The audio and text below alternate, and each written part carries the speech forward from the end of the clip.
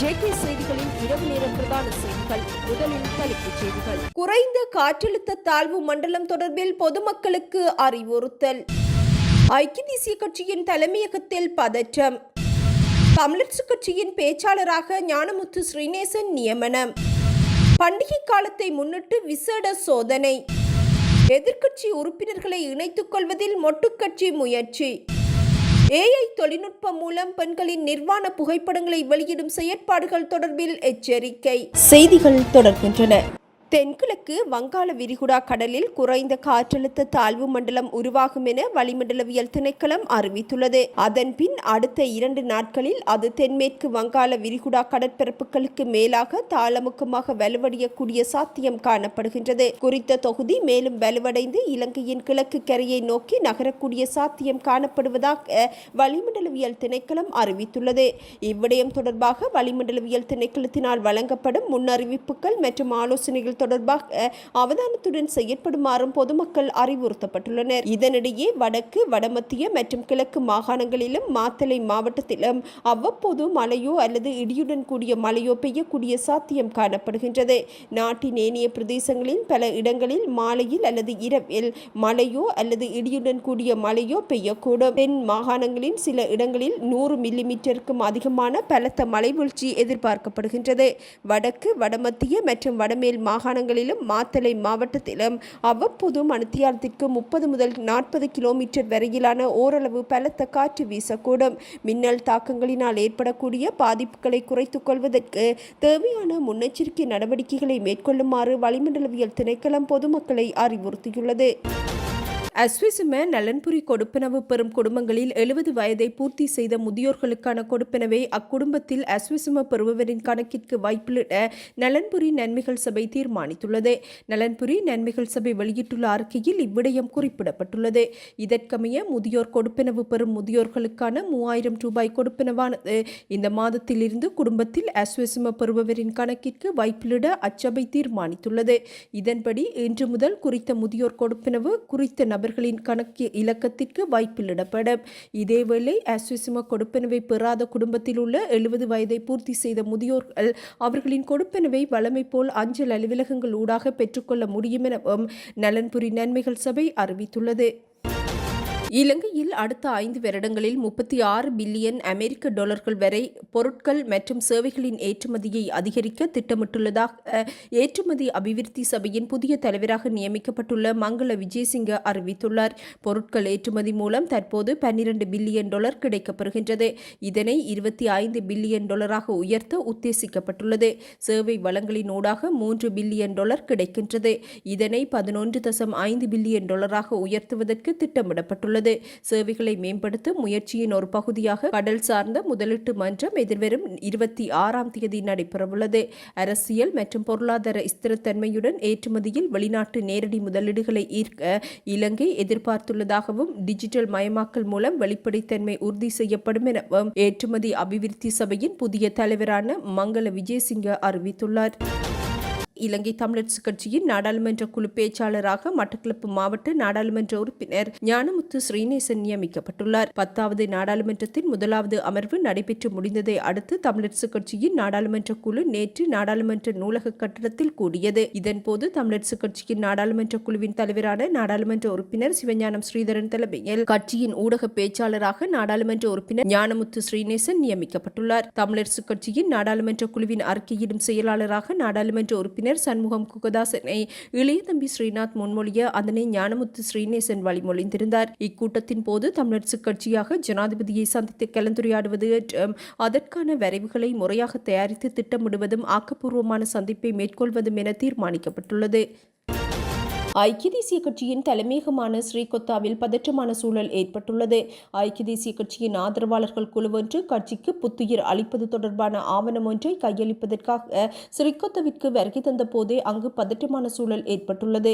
தேசிய ஜனநாயக முன்னணியின் செயலாளர் ரவி கருணாநாயக்க வெளியேறும் வேளையில் அங்கு வந்த சிலர் தேசிய பட்டியல் மூலம் ரவி கருணாநாயக்கவின் நாடாளுமன்ற நியமனத்தை சீர்குலைக்க முயற்சிப்பதாக கூறி தம்மை தாக்கியதாக ஆவணத்தை கையளிக்க வந்தவர்கள் குற்றம் சுமத்தியுள்ளனர்.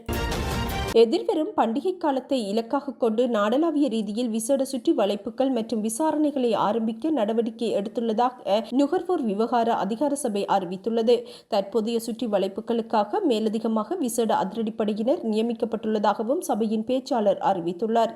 எதிர்வரும் ஜனவரி மாதம் 15ஆம் தேதி வரை இந்த சோதனைகள் தொடரும் எனவும் பொருட்கள் மற்றும் சேவைகளின் விலைகளை காட்சிப்படுத்துவதில் விசேட அவதானத்துடன் சோதனைகளை மேற்கொள்ளுமாறு அதிகாரிகளுக்கு பணிப்புரை விடுக்கப்பட்டுள்ளதாகவும் அவர் குறிப்பிட்டுள்ளார். பண்டிகை காலத்தில் ஏற்படும் பிரச்சினை தொடர்பில் வாடிக்கையாளர்கள் 1977 என்ற அவசர தொலைபேசி இலக்கத்திற்கு அழைப்பதன் மூலம் நுகர்வோர் விவகார அதிகார சபைக்கு அறிவிக்க முடியும் எனவும் அச்சபை அறிவித்துள்ளது.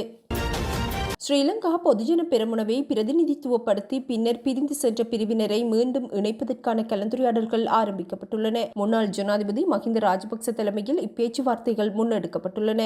இதன்படி ஸ்ரீலங்கா பொதுஜன பெரமுனவில் இருந்து தற்போது நாடாளுமன்றத்திற்கு தெரிவாகியுள்ள 3 நாடாளுமன்ற உறுப்பினர்களும் அக்கட்சியில் இருந்து விலகி ஏனைய கட்சிகளில் இருந்து நாடாளுமன்றத்திற்கு தெரிவு செய்யப்பட்ட நாடாளுமன்ற உறுப்பினர்களும் நாடாளுமன்றில் ஒரே குழுவாக செயற்படுவது தொடர்பில் கலந்துரையாடப்பட்டுள்ளது. எதிர்க்கட்சியை பிரதிநிதித்துவப்படுத்தும் நாடாளுமன்ற உறுப்பினர்களை இக்குழுவில் சேர்ப்பது குறித்து மொட்டு கட்சி கவனம் செலுத்தியுள்ளமையும் குறிப்பிடத்தக்கது. கடந்த 5 வருடங்களில் நடைமுறைப்படுத்தப்பட்ட கல்வி சீர்திருத்தங்கள் தொடர்பான திட்டங்களை மறு ஆய்வு செய்ய கல்வி, உயர்கல்வி மற்றும் தொழிற்கல்வி அமைச்சு தீர்மானித்துள்ளது. தேசிய கல்வி நிறுவனம் போன்ற பல குழுக்கள் மற்றும் நிறுவனங்களால் அண்மை காலமாக கல்வி சீர்திருத்தங்கள் தொடர்பான பல்வேறு முன்மொழிவுகள் முன்வைக்கப்பட்டுள்ளதாக அமைச்சின் செயலாளர் நாலக்க கலுவேவ தெரிவித்துள்ளார். எனினும் இந்த முன்மொழிவுகள் நடைமுறைப்படுத்தப்படும் நிலையை எட்டவில்லை எனவும் அவர் குறிப்பிட்டுள்ளார். முன்மொழிவுகள் மற்றும் வேலை திட்டங்களை மீளாய்வு செய்த பின்னர் தற்போதைய அரசாங்கத்தின் கொள்கைக்கு இணங்க புத்தம் புதிய கல்வி சீர்திருத்த முன்மொழிவு முன்வைக்கப்படும் எனவும் அமைச்சின் செயலாளர் நாலக்க கலுவேவ தெரிவித்துள்ளார். இலங்கையில் பாடசாலை மாணவிகளின் புகைப்படங்களை AI தொழில்நுட்பத்தை பயன்படுத்தி நிர்வாண புகைப்படங்களாக வடிவமைத்து மாணவிகளை அச்சுறுத்தி மோசடியில் ஈடுபடும் சம்பவங்கள் அதிகரித்துள்ளதாக அறிவிக்கப்பட்டுள்ளது. மாணவிகள் இவ்விடயம் தொடர்பில் எச்சரிக்கையாக செயற்படுமாறு கணனி அவசர நடவடிக்கை பிரிவின் சிரேஷ்ட தகவல் பாதுகாப்பு பொறியியலாளர் சாருக் தம்னுபொல தெரிவித்துள்ளார். கடந்த சில நாட்களாக இந்த மோசடி கும்பல் சமூக ஊடகங்களில் காணப்படும் பாடசாலை மாணவிகளின் புகைப்படங்களை AI தொழில்நுட்பத்தை பயன்படுத்தி நிர்வாண புகைப்படங்களாக மாற்றி உரிய மாணவிகளிடம் அப்புகைப்படங்களை பகிர்ந்து சமூக ஊடகங்களில் பதிவிடுவதாக அவர்களை அச்சுறுத்தி தமது தேவைகளை பூர்த்தி செய்வதாகவும் அறிவிக்கப்பட்டுள்ளது. இவ்வாறு பாதிக்கப்பட்ட மாணவிகள் இம்மோசடி கும்பலுக்கு அஞ்சி தமது நிர்வாண புகைப்படங்களை அனுப்பி மோசடி கும்பலின் ஆலோசனைகளை பின்பற்றுகின்றனர். எனவே இச்சம்பவங்கள் கடந்த சில நாட்களாக அதிகரித்துள்ளதாகவும் இதில் உயர்தர மாணவிகளே அதிகளவில் பாதிக்கப்பட்டுள்ளதாகவும் தெரிவிக்கப்பட்டுள்ளது. எவ்வாறாயினும் இவ்வாறான மோசடி கும்பலிடம் மாணவிகள் எச்சரிக்கையாக செயற்பட வேண்டும் என கணனி அவசர நடவடிக்கை பிரிவின் சிரேஷ்ட தகவல் பாதுகாப்பு பொறியியலாளர் சாருக் தம்னுபொல அறிவுறுத்தியுள்ளார். வாக்குமூலம் வழங்குவதற்காக குற்றப்புலனாய்வு திணைக்களத்தில் முன்னிலையாகியிருந்த முன்னாள் அமைச்சர் ஹரின் பெர்னாண்டோ அங்கிருந்து 3 மணித்தியாலங்களின் பின்னர் வெளியேறியுள்ளார். சுமார் 3 மணித்தியாலங்கள் குறித்த நபரிடம் வாக்குமூலம் பெறப்பட்டதாக அறிவிக்கப்பட்டுள்ளது. கெஹலிய ரம்புக்வெல சுகாதார அமைச்சராக இருந்த காலப்பகுதியில் இறக்குமதி செய்யப்பட்ட தரமற்ற மருந்துகள் அரச வைத்தியசாலைகளுக்கு விநியோகிக்கப்பட்ட சம்பவம் தொடர்பில் வாக்குமூலம் வழங்குவதற்காக இன்று முற்பகல் அவர் குற்றப்புலனாய்வு திணைக்களத்தில் முன்னிலையாகியிருந்தார். இந்நிலையில் இன்று பிற்பகல் 1 மணியளவில் முன்னாள் அமைச்சர் ஹரின் பெர்னாண்டோ அங்கிருந்து வெளியேறியுள்ளமை குறிப்பிடத்தக்கது. பிள்ளையான் எனப்படும் முன்னாள் ராஜாங்க அமைச்சர் சிவனேசத்துறை சந்திரகாந்தன் 2வது நாளாக இன்றும் குற்றப்புலனாய்வு திணைக்களத்திற்கு முன்னிலையாகியுள்ளார். ஏப்ரல் 21 தாக்குதல் தொடர்பில் சேனல் 4 தொலைக்காட்சி தயாரித்த விசேட காணொலி தொகுப்பு ஒன்றில் சிவனேசத்துறை சந்திரகாந்தனின் முன்னாள் செயலாளரான அசாத் மௌலானா என்பவர் வாக்குமூலம் வழங்கியுள்ளார். இதில் முன்னாள் ராஜாங்க அமைச்சர் சிவனேசத்துறை சந்திரகாந்தனுக்கும் ஏப்ரல் 21 தாக்குதலுடன் தொடர்புடைய தாக்குதல்தாரிகளுக்கும் தொடர்பு இருந்ததாக அவர் குறிப்பிட்டிருந்தார். இந்நிலையில் அவர் வெளிப்படுத்திய இவ்விடயம் தொடர்பில் வாக்குமூலம் பெறுவதற்காக முன்னாள் ராஜாங்க அமைச்சர் சிவனேசத்துறை சந்திரகாந்தன் 2வது நாளாக இன்றும் குற்றப்புலனாய்வு திணைக்களத்திற்கு அழைக்கப்பட்டு விசாரணைகளுக்கு உட்படுத்தப்பட்டிருந்தமை குறிப்பிடத்தக்கது. சட்டவிரோதமான முறையில் கார் ஒன்றை பயன்படுத்திய சம்பவம் தொடர்பில் விளக்கமறியலில் வைக்கப்பட்டிருந்த முன்னாள் ராஜாங்க அமைச்சர் லொஹான் ரத்வத்தவின் மனைவி சசி பிரபா ரத்வத்தே எதிர்வரும் டிசம்பர் மாதம் 2ஆம் தேதி வரை விளக்கமறியலில் வைக்கப்பட்டுள்ளார். நுகேகொட நீதவான் நீதிமன்றில் இன்று முன்னிலைப்படுத்திய போது இந்த உத்தரவு பிறப்பிக்கப்பட்டுள்ளது. முன்னதாக மிரிகான எம்புல்தெனிய பிரதேசத்தில் உள்ள 3 மாடி வீடொன்றில் இலக்கத்தகடு இல்லாத சொகுசு கார் தொடர்பில் போலீஸ் தலைமையகத்திற்கு கிடைக்கப்பெற்ற தகவலின் அடிப்படையில் மேற்கொள்ளப்பட்ட சோதனையின் போது குறித்த சொகுசு கார் இக்காரை போலீசார் கண்டெடுத்தனர்.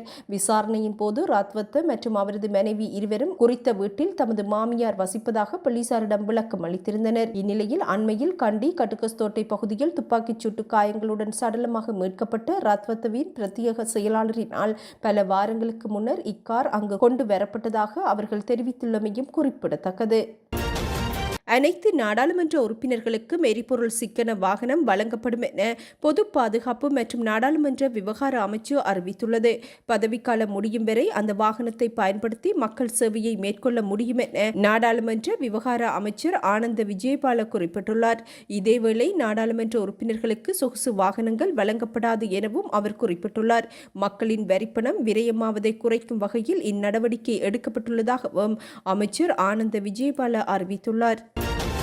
இலங்கையின் தேசிய இன பிரச்சினைக்கு நிரந்தர அரசியல் தீர்வு வேண்டும் என்பது தொடர்பில் அனுரகுமார திசாநாயக்க தலைமையிலான இலங்கையின் புதிய அரசாங்கத்திற்கு இந்திய மத்திய அரசு கடும் அழுத்தங்களை பிரயோகிக்க வேண்டும் என இலங்கை தமிழரசுக் கட்சியின் நாடாளுமன்ற குழு வலியுறுத்தியுள்ளது. இலங்கைக்கான இந்திய உயர்ஸ்தானிகர் சந்தோஷ் யாவுக்கும் இலங்கை தமிழரசுக் கட்சியின் நாடாளுமன்ற குழுவினருக்கும் இடையிலான சந்திப்பு நேற்று கொழும்பில் உள்ள இந்திய உயர்ஸ்தானிகர் ஆலயத்தில் நடைபெற்ற போது இந்த வலியுறுத்தல் முன்வைக்கப்பட்டுள்ளது. இச்சந்திப்பில் தமிழரசுக் கட்சியின் நாடாளுமன்ற குழுவில் அதன் தலைவரும் யாழ் கிளிநொச்சி மாவட்ட நாடாளுமன்ற உறுப்பினருமான சிவஞானம் ஸ்ரீதரன், மட்டக்களப்பு மாவட்ட நாடாளுமன்ற உறுப்பினர் ராசமாணிக்கம் சாணக்கியன், ஞானமுத்து ஸ்ரீநேசன், இளையதம்பி ஸ்ரீநாத், அம்பாறை மாவட்ட நாடாளுமன்ற உறுப்பினர் கவீந்திரன் கோடீஸ்வரன், திருகோணமலை மாவட்ட நாடாளுமன்ற உறுப்பினர் சண்முகம் குகதாசன், வன்னி மாவட்ட நாடாளுமன்ற உறுப்பினர் துரைராசா ரவிகரன் மற்றும் தேசிய பட்டியல் நாடாளுமன்ற உறுப்பினர் ப சத்தியலிங்கம் ஆகியோர் கலந்து கொண்டிருந்தனர். இதன்போது நடைபெற்று முடிந்த நாடாளுமன்ற தேர்தல் தொடர்பிலும் தமிழரசுக் கட்சியின் எதிர்கால நடவடிக்கைகள், அத்தகைய அரசியல் நகர்வுகளில் இந்தியாவின் வகைபங்கு உள்ளிட்ட பல்வேறு விடயங்கள் குறித்தும் கலந்துரையாடப்பட்டன.